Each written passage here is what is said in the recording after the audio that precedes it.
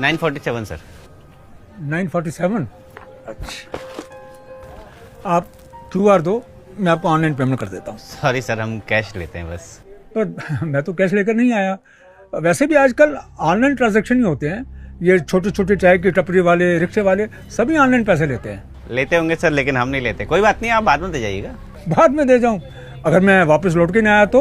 और वैसे भी तुम तो मुझे जानते नहीं। सर मैं आपको जानता हूँ, आप विद्यानंद सर है ना, विजय पार्क वाले गवर्नमेंट स्कूल में साइंस पढ़ाते हैं। पढ़ाता हूँ नहीं, पढ़ाता था।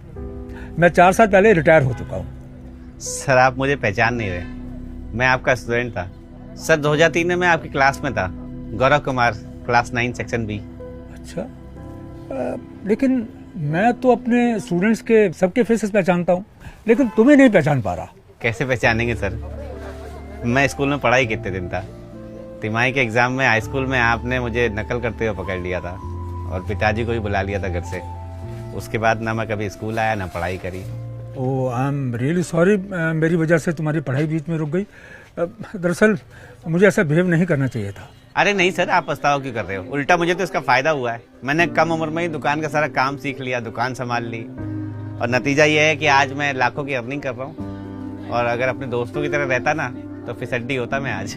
लेकिन ये भी तो हो सकता था कि ज्यादा पढ़ाई करके तुम ज्यादा कामयाब होते।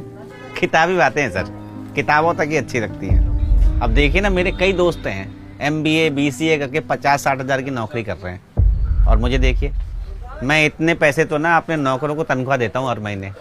अब बताइए मैं ज़्यादा अच्छा रहा कि वो? लेकिन मेरी नज़र में एक एजुकेटेड इंसान की वैल्यू एक अनएजुकेटेड से ज़्यादा है, भले ही उसकी अर्निंग कितनी भी कम हो। नहीं नहीं सर, मैं ऐसा नहीं मानता।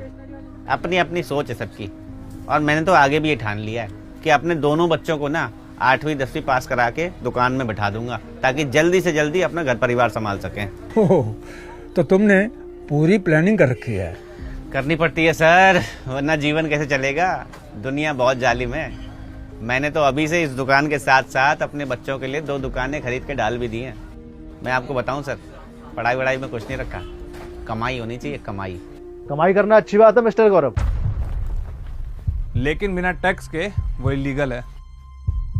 इनकम टैक्स डिपार्टमेंट, तुम्हारी टैक्स चोरी की शिकायत हमें बहुत दिनों से मिल रही थी।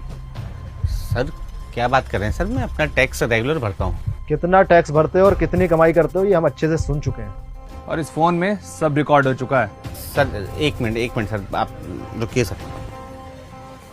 सर ये रख लीजिए सर, बाकी रफा दफा कर लीजिए मामले को सर। तुमने हमें रिश्वतखोर समझ रखा है? बेटा तू जेल जाके ही मानेगा। रुक अभी।